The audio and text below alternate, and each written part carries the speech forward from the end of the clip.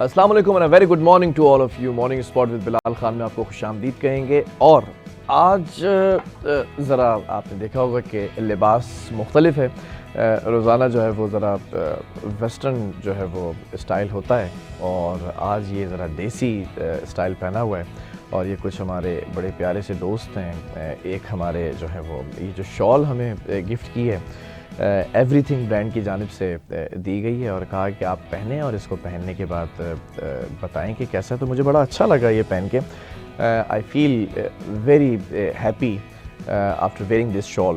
اور ساتھ ساتھ میں یہ بھی بتاؤں کہ صبح سویرے جب آپ اچھا فیل کر رہے ہوتے ہیں نا, جب آپ خوش ہوتے ہیں تو آپ کا دن بھی اچھا گزرتا ہے. لیکن خوشی کی بات ذرا دیر سے آئے گی, کیونکہ جب ہم گھر سے باہر نکلے تو آج پتہ چلا کہ کسی اللہ کے بندے نے, کسی مخلوق نے گاڑی کو ہٹ کر دیا ہے. اب وہ ہٹ کرنے کے بعد جب سی سی ٹی وی کیمراز دیکھے تو اتنا ٹائم نہیں تھا کہ دیکھا جائے کہ کس نے جا کر ہٹ کیا ہے. لیکن کسی ایسے شخص نے ہٹ کیا ہے یقیناً جو اپنے ہوش و حواس میں نہیں تھا. آپ سمجھ گئے ہوں گے میں کیا کہنا چاہ رہا ہوں. اور بڑی خوبصورتی سے ہٹ کیا ہے ماشاءاللہ سے. اس نے ہیڈ لائٹ کو چھوڑ کر برابر والے فینڈر کو بڑا نشانہ بنایا. نشانہ پکا تھا.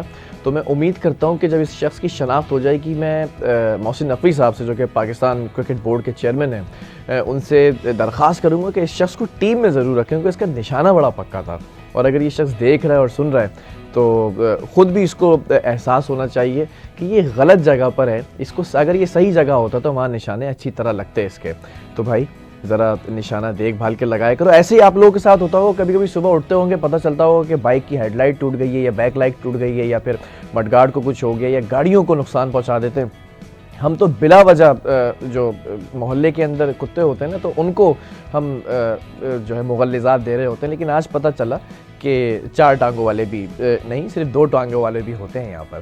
بہرحال یہ چیزیں چلتی رہتی ہیں, زندگی کا حصہ, ان کو درگزر کرنا چاہیے. لیکن آپ نے ہوش کے ساتھ جو ہے وہ سارے کام کرنے چاہیے. اب اسی ہوش سے اگر ہم بات کریں, ہوش جب انسان کو آتا ہے نا, یا جب انسان ہوش میں آتا ہے یا خواب غفلت سے جب بیدار ہوتا ہے, تو بیداری کے بعد اس کو پتہ چلتا ہے کہ اس کے حقوق کیا ہیں, اس کے فرائض کیا ہیں. یہ حقوق اور فرائض کی جنگ ہے. اس جنگ کے اندر کون جیتتا ہے اور کون ہارتا ہے یہ آپ کو فیصلہ کرنا ہے. لیکن اس وقت اگر میں بات کروں پورے پاکستان کی, تو پاکستانی جو شہری ہیں ان کے کچھ نہ کچھ حقوق ہیں, لیکن حقوق کے ساتھ ساتھ ان کے فرائض بھی ہیں. اب اگر ہم صرف حقوق کی بات کرتے ہیں تو وہ غلط ہوگا, لیکن آپ کا فرض کیا ہے وہ ہم بات کرتے رہتے ہیں کہ کیا کیا چیزوں کو, سیوک سینس کو کس طرح سے لے کر چلنا ہے, جو کہ میں نے سٹارٹنگ میں بتا دیا. اب ہم بات کریں گے آج حقوق کی کہ آپ کے رائٹس کیا کیا ہیں. اور حقوق کو جب ڈسکس کیا جاتا ہے تو پورے پاکستان کو, لیکن اس وقت ایک صوبہ ہے جس صوبے میں ہم بیٹھے ہوئے ہیں, صوبہ سندھ, یعنی کہ سندھ پروونس. اس سندھ پروونس کے اندر جو سندھ کے جو شہری ہیں, یہاں کے ان لوگوں کے جو حقوق ہیں آج اس پر بات کریں گے.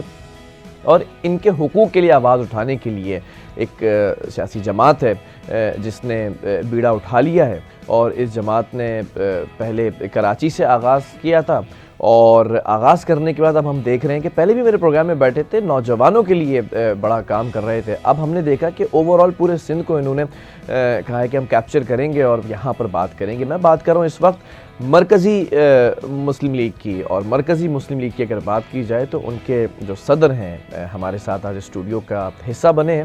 میں سب سے پہلے ذرا ایک بات بتانا چاہوں گا مرکزی مسلم لیگ کی, کہ انہوں نے نوجوانوں کے لیے جو روزگار اسکیم تھی وہ متعارف کرائی, اور ان کو یہ جو ہے وہ فنڈنگ کرتے ہیں, اور پھر اس کے بعد نوجوان اپنا روزگار جو ہے وہ جب فلرش کر لیتے ہیں, چلانے شروع کر دیتے ہیں, تو پھر اس کے بعد ایک چھوٹی ایک انسٹالمنٹ کی قیمت ہوتی ہے وہ جو ہے وہ ادا کرتے ہیں. لیکن ایک بہت بڑی سپورٹ ہوتی ہے, کیونکہ اگر آج میں کوئی کاروبار اسٹارٹ کرنا چاہتا ہوں تو میرے پاس رقم نہیں ہے, مجھے 10-12 لاکھ 15 لاکھ روپے جو بھی ایک رقم چاہیے ایک کاروبار کو اسٹارٹ کرنے کے لیے, وہ رقم کہاں سے آئے گی, وہ رقم کون دے گا, یہ سب سے بڑا سوال ہوتا ہے. کہ میں سوچتا رہتا ہوں کہ پہلے میں پیسے جمع کروں گا, پھر اس کے بعد یہ چیز خریدوں گا, پھر ایسے کاروبار اسٹارٹ کروں گا, لیکن وہ پیسے علاج معالجے کے اندر, اپنے اہل خانہ کی کفالت کے اندر صرف ہو جاتے ہیں. تو یہ ایک بڑا مسئلہ آتا ہے. تو اس جماعت کو یہ بڑا کریڈٹ جاتا ہے, مرکزی مسلم لیگ کو, کہ جنہوں نے یہ کام کیا. اب ہم بات کریں گے جو سندھ کے حقوق ہیں, جو سندھ کے شہریوں کے حقوق ہیں, اس کے حوالے سے جو مارچ ہونے جا رہا ہے, اور غالباً کل سے سٹارٹ ہونے جا رہا ہے, اور کل سے یہ 4 روزہ مارچ ہوگا. اس کا مقصد کیا ہے, کیسے اس کو جو ہے وہ ٹیک اپ کریں گے چیزوں کو, اور کتنے لوگوں نے اس کو اوبلائج کیا ہے, فیڈ بیک کیا ہے. احمد ندیم ابان صاحب ہمارے ساتھ موجود ہیں. السلام علیکم احمد بھائی. وعلیکم السلام. خیریت سے ہیں آپ؟ الحمدللہ, اللہ کا شکر. بڑے پیارے لگ رہے ہیں ماشاءاللہ. آپ پہلے بھی آئے تھے, آپ زیادہ پیارے ہو کر آئے. آپ یہ راز کیا ہے؟ آپ بھی پاکستانی اس حلیے میں زیادہ اچھے لگ رہے ہیں. اچھا بات ہے. بس میں سوچ رہا ہوں کہ یہ زیادہ پہنا کروں گا شلوار قمیض نا آن اسکرین. خوبصورت لگتے ہیں. یہ بتائیں احمد ندیم بھائی کہ روزگار اسکیم تک آپ نہیں رکے. مجھے تو لگ رہا تھا کہ یہ وہاں تک رک جائیں گے, موٹیو وہ ہے, مقصد وہ ہے. اب آپ پورے سندھ کے لیے نکل پڑے ہیں اور کل نکلنے جا رہے ہیں, اور اس اعلامیہ بھی جاری ہو چکا ہے. بینرز بھی ہم دیکھ رہے ہیں, شارع فیصل کے اوپر کافی بینرز لگے ہوئے ہیں, آتے جاتے لوگ دیکھ رہے ہیں, تو لوگوں کا فیڈ بیک بھی آ رہا ہے. یہ سوچ کیا ہے, ذرا اس کو بتائیں. بہت شکریہ بلال بھائی. آپ نے انٹرو میں جو بات کی نا حقوق اور فرائض کی, یہ بات بالکل درست ہے کہ صوبہ سندھ 6.5 کروڑ نفوس پہ مشتمل ہے, اور اگر میں پاکستان کے دیگر صوبوں کے ساتھ موازنہ کروں تو اس وقت سب سے بری حالت سندھ کے لوگوں کی ہے. بدترین طرز حکمرانی یہاں پہ آپ کو ملے گا. گزشتہ 16 سال سے ایک ہی جماعت کی حکومت ہے, مگر اس کے بعد جب ہم امن و امان کی صورتحال کو دیکھتے ہیں, ہم تعلیم میں دیکھتے ہیں, صحت میں دیکھتے ہیں, انفراسٹرکچر دیکھتے ہیں. پہلے ان کے پاس ایک بات تھی کہ صوبائی حکومت ہمارے پاس ہے مگر بلدیاتی ادارے ہمارے پاس نہیں ہیں. اب کراچی, حیدرآباد, سکھر سمیت اکثر میئر بھی انہی کے پاس ہیں. ٹھیک ہے. تو اس کے باوجود جو صورتحال ہے, اور ہم یہ دیکھتے ہیں خوفناک قسم کی سیاسی خاموشی ہے کہ کوئی بھی اس وقت اپوزیشن کا رول ادا نہیں کر رہا.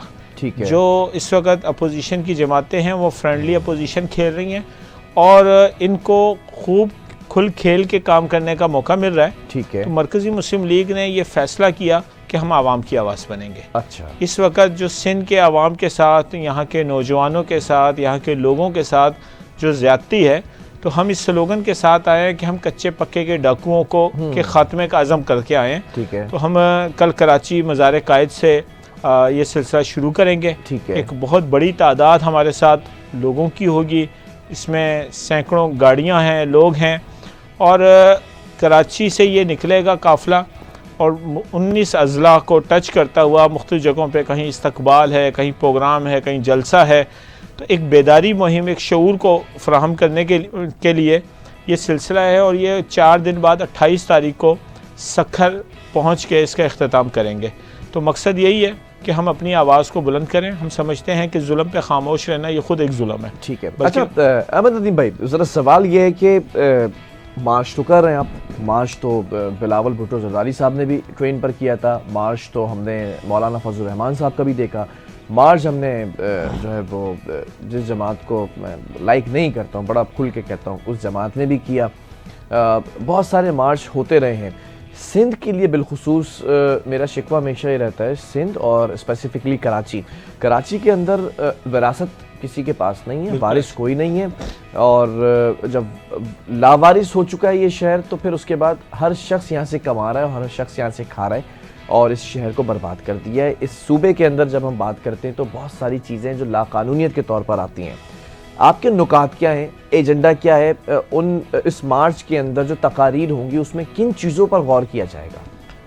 دیکھیں جی, میں اگر کراچی سے بات کو اگر شروع کروں نا, کہ پاکستان کا سب سے بڑا شہر ہے, سب سے زیادہ ریونیو جنریٹ کر کے دینے والا شہر ہے, ملک کا 65-70%, سندھ کا 90% یہاں سے ہوتا ہے, اور اس کے بعد لاوارث ہے. کبھی روشنیوں کا شہر ہوتا تھا, اندھیروں میں اس وقت یہ گھرا ہوا ہے. آپ یہاں کی سڑکیں دیکھ لیں, یہاں پہ مضافاتی علاقے تو دور کی بات, میں کہتا ہوں خود اس شارع فیصل سے دائیں بائیں کے علاقوں کو آپ دیکھ لیں. آپ ہمارے پاس, میں بڑے دکھ اور افسوس کے ساتھ ایک کراچی کا شہری ہوتے ہوئے ایک بات کروں گا کہ مجھے یہ کہا جاتا ہے کہ میں ہر چیز پہ ٹیکس دوں. ظاہر ہے کہ اس وقت سب سے زیادہ ٹیکس دینے والے جو شہری ہیں وہ کراچی کے ہیں, مگر اگر میرے لیے امن و امان کا مسئلہ ہے تو میں پرائیویٹ سیکیورٹی گارڈ رکھ لوں. اگر مجھے پانی چاہیے تو واٹر بورڈ کو دیکھنے کے بجائے ٹینکر مافیا کی طرف رابطہ کروں. اگر مجھے بجلی سب سے مہنگی ملنے کے باوجود لوڈ شیڈنگ اور غیر اعلانیہ لوڈ شیڈنگ ہے تو میں سولر لگا لوں. اگر میرے پاس گیس نہیں آ رہی تو میں سلنڈر رکھ لوں. اگر میرے پاس تعلیم کا کوئی مناسب سرکاری ادارہ نہیں ہے تو میں پرائیویٹ اس میں جاؤں، علاج کے لیے مجھے پرائیویٹ ہاسپٹل میں جانا پڑے گا. تو سوال یہ ہے کہ پھر ہمیں دیا کیا جا رہا ہے؟ اور یہاں کے نوجوانوں کو بے روزگاری دی جا رہی ہے. کراچی وہ شہر ہے کہ جس کے نوجوان اسٹوڈنٹ شارپ ہیں، پڑھے لکھے سمجھ آتے ہیں، جو A1 گریڈ لیتے ہیں ان کو اگلے امتحان میں فیل کر دیا جاتا ہے. ہمارا رزلٹ یہاں پر یہ ہے اور لاڑکانہ کا رزلٹ کچھ اور آ رہا ہوتا ہے. یہ ہم نا ایک سوال، مجھ سے کسی نے سوال کیا کہ کچے کے ڈاکوؤں کی بات سمجھ آتی ہے، یہ پکے کے ڈاکو کیا ہے؟ تو میں نے کہا کچے کے ڈاکو تو وہ ہیں کہ جو کسی شہری کو سڑک سے اٹھا لیتے ہیں اور اس کی ایک تشدد کے بعد ویڈیو جاری کر کے سوشل میڈیا پہ کہتے ہیں کہ ہمیں تاوان چاہیے. مگر جو پکے کے ڈاکو ہیں وہ پورے کے پورے 6.5 کروڑ آبادی جو ہے نا سندھ کی، ان کے اوپر وہ ظلم کر رہے ہیں اور ہر شعبے کے اندر اس کے ساتھ ظلم ہو رہا ہے. تو ہم آواز بلند کریں گے، کھڑے ہوں گے، بات کریں گے، کیونکہ اگر ہم نہیں کھڑے ہوں گے تو یہ ظلم اسی طرح بڑھتا رہے گا. جہاں تک آپ نے بات کی کہ مارچ پہلے بھی ہوئے، ریلیاں پہلے بھی نکلی. دیکھیں میں نے ابتدا میں ایک بات کی تھی کہ ہم عوامی بیداری کی مہم کو لے کے کھڑے ہوئے ہیں، ہم شعور اور آگاہی کی مہم کو لے کے کھڑے ہوئے ہیں. یہ ہمارا آغاز ہے. اگر 1 مارچ کے بعد ہم سمجھتے ہیں کہ 4 دن کے بعد ہم بیٹھ جائیں گے تو پھر شاید ہم اپنا مقصد حاصل نہ کر سکیں. مگر یہ ضرور ہے کہ جب ہم ایک بہت بڑے قافلے کے ساتھ کسی بھی شہر میں جاتے ہیں، اس پورے شہر کو متوجہ کرتے ہیں، ہم وہاں پہ آواز اٹھاتے ہیں روزگار پہ، ہم وہاں پہ آواز اٹھاتے ہیں بے روزگاری پہ، ہم وہاں پہ آواز اٹھاتے ہیں امن و امان پہ، ہم وہاں پہ صحت کے جو بنیادی مسائل ہیں ان کے اوپر بات کرتے ہیں، ہم سندھ کے ان علاقوں کے ان مسائل کے اوپر بات کرتے ہیں. تو وہ لوگ جب یہ دیکھتے ہیں کہ یہ ہماری آواز اٹھائی جا رہی ہے تو لوگ ساتھ شامل ہونا شروع ہوتے ہیں، لوگ کھڑے ہونا شروع ہوتے ہیں. اور اس سلسلے کو جب آپ مستقل جاری رکھیں گے نا، تحریکیں مستقل مزاجی کے ساتھ آگے بڑھتی ہیں. اور ہم نے اس تحریک کا آغاز کیا ہے، ابھی آغاز ہے، اس کے باوجود کہ ابھی ہم نے پروگرام، ہمارا مارچ کل شروع ہوگا، اس سے پہلے رکاوٹوں کا سلسلہ شروع ہو گیا ہے ہمارے لیے، جو دیگر چیزوں کا معاملہ ہے. تو میں سمجھتا ہوں یہ تندی بادی مخالف سے نہ گھبرائے عقاب، یہ تو چلتی ہے تجھے اونچا اڑانے کے لیے. کہ اگر یہ رکاوٹیں ہیں تو ہم سمجھتے ہیں کہ تیر نشانے پہ لگا ہے. جن کے خلاف ہم نکلنے کے لیے میدان میں آئے ہیں ان کو یہ احساس ہے کہ یہ لوگ آئے ہیں اور یہ کچھ کریں گے. اچھا ایک سوال ہے، ہو سکتا ہے آپ کو بڑا تلخ لگے اور آپ کے جو فالوورز ہیں ان کو بڑا تلخ لگے. ہم بہت ساری سیاسی جماعتوں کو دیکھتے آئے ہیں کہ وہ بڑے جوش اور جذبے کے ساتھ اور دیدہ دلیری کے ساتھ شہر قائد ہو، شہر اقتدار ہو، شہر اقبال ہو یا شہر گل ہو، ہر جگہ پر آواز اٹھاتے ہیں. اس کے بعد ایک ٹرم ہے مکمکا. ہم دیکھتے ہیں کہ وہ تحریک کمزور ہوتی چلی جاتی ہے. اس کے جو رہنما ہوتے ہیں، جو لیڈرز ہوتے ہیں، وہ ایک نئی لاجک بیان کرتے ہیں کہ ہماری بات ہو گئی ہے، اب یہ مسئلہ حل ہو جائے گا، ہم نے مذاکرات کر لیے ہیں اور مذاکرات کے بعد اب یہ تمام چیزیں سیٹل ڈاؤن ہو جائیں گی. لیکن ہوتا کچھ نہیں ہے. تو اس مارچ کے بعد کچھ ایسا ہوگا کیا؟ مذاکرات ہوں گے؟ ایک بات یاد رکھیے گا، سیاست 2 طرح کی ہے، ایک ذاتی مفاد کی، ایک قومی مفاد کی ہے. ٹھیک ہے. جب میں ذاتی مفاد کے لیے الیکشن میں آتا ہوں اور میں چاہتا ہوں میں چند کروڑ لگاؤں گا، جیت جاؤں گا تو کئی ارب بنا لوں گا، تو مجھے اس سے کوئی سروکار نہیں ہے کہ ریاست، حکومت، عوام یا ان کے مسائل، ان کی عزت وقار کیا ہے. میں چونکہ آیا اپنی ذات کے لیے تھا نا، اور اگر میں کسی نظریاتی بنیاد پہ آیا ہوں اور اگر میں سمجھتا ہوں کہ میں سیاست کا مطلب پاکستان کو مضبوط، توانا اور مستحکم بنانے کے لیے آیا ہوں، تو پھر نظریات والے جو لوگ ہوتے ہیں وہ اپنے نظریات پہ قائم بھی رہتے ہیں، کھڑے بھی رہتے ہیں اور مستقل مزاجی کے ساتھ آگے بھی بڑھتے ہیں. مرکزی مسلم لیگ کی اگر میں بات کروں تو مرکزی مسلم لیگ نے آتے ہی ان کے ساتھ جس طرح کے اس کی قیادت میں لوگ تھے، اس کے ساتھ شامل ہونے والے لوگ تھے. میں اگر صرف 2024 کی بات کروں کہ آپ الیکشن اور الیکشن کے بعد سے دسمبر تک ہمارا 1 سال دیکھ لیں، آپ کو اندازہ ہوگا کہ ہم کسی ایک شعبے میں نہیں، کیونکہ کچھ لوگ ہوتے ہیں کہ جو انتخابی شیڈول اناؤنس ہونے کے بعد وہ سڑکوں پہ نظر آنا شروع ہوتے ہیں، ریلیاں نکالتے ہیں اور پھر اس کے بعد 5 سال تک خاموش ہو جاتے ہیں اور اس کے بعد ان کی ایک اپنی زندگی ہے. جیسے وہ برفانی ریچھ جو ہے ایک لمبے عرصے تک سو جاتا ہے کہ اب میرے کرنے کا کوئی کام نہیں. مگر ہم آپ نے تو بڑی سادہ اور اچھے لفظوں میں مثال دی. میں تو کہتا ہوں برساتی مینڈک، بالکل ایسے ہی ایک مخصوص ٹائم کے لیے نکلتے ہیں اور اس کے بعد غائب ہو جاتے ہیں. تو ہم یہ سمجھتے ہیں کہ انتخابی سیاست جو ہے وہ سیاست کا ایک جز ہے، کل نہیں ہے. ٹھیک ہے. اور اگر اس وقت پاکستان میں جس انتخابی سیاست کے اوپر ساری جوڑ توڑ چل رہی ہے، مکہ وہاں پہ آ کے ہوتا ہے. مگر جب آپ اس بات پہ آئیں گے کہ سیاست خدمت انسانیت کے لیے ہم نے کرنی ہے، 365 دن کرنی ہے، 52 ہفتے کرنی ہے، 7 دن کرنی ہے، دن رات کرنی ہے، 5 سال کرنی ہے، تو پھر آپ کو ایسے لوگ مکہ کرتے ہوئے نظر نہیں آئیں گے، انتھک محنت کرتے ہوئے نظر آئیں گے. اور اس کی مثال مرکزی مسلم لیگ ہے. اچھا خیر، میں امید کرتا ہوں کہ جس طرح سے آپ نے گفتگو کی ہے، یہ گفتگو آج سے 2 سال 4 سال کے بعد بھی میں اپنے مارننگ شو میں جب بٹاؤں، پتہ نہیں ہم کہاں ہوں گے، لیکن یہی آپ کا جو ہے وہ نیریٹو ہو، یہی آپ کا مینیفیسٹو ہو. احمد ندیم صاحب، سوال یہ ہے کہ ٹھیک ہے مکہ نہیں ہوگا، لیکن کبھی نہ کبھی ہم یہ دیکھتے ہیں کہ نظام ایسا ہے کہ سیاسی جماعتوں کو مذاکرات کے بعد ایک ساتھ بیٹھنا پڑتا ہے. کہیں نہ کہیں کچھ سیٹس ان کی ہوتی ہیں، کچھ سیٹس آپ کی ہوتی ہیں. جب الیکشنز آتے ہیں تو پھر اتحاد کرنا پڑتا ہے.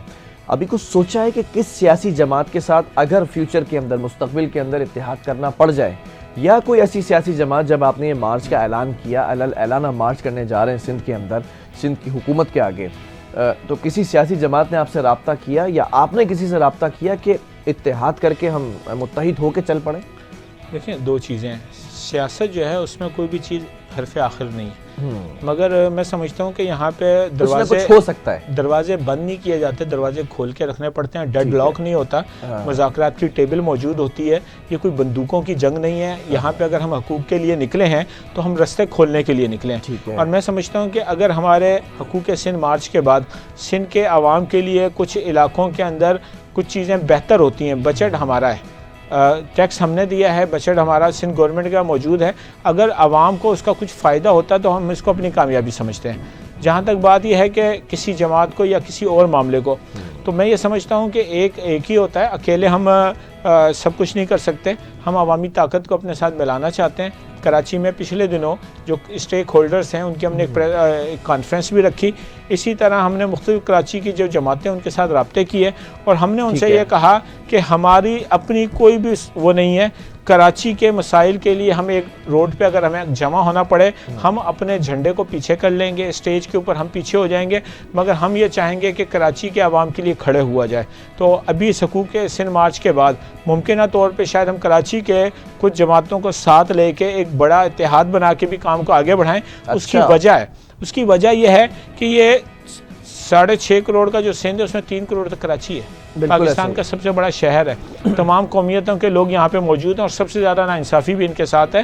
تو میں سمجھتا ہوں کہ مرکزی مسلم لیگ اپنے ذات کے لیے نہیں نکلی، ہم اپنی قیادت کے چند لوگوں کو خوش کرنے کے لیے نہیں نکلے، ہم عوام کے لیے نکلیں. اور اگر آپ اور کوئی بھی ہمارے ساتھ چلنا چاہے گا ہم سب کو ویلکم کریں گے، کیونکہ کاز ایک ہوگا، آواز ایک ہوگی، بات ایک ہوگی.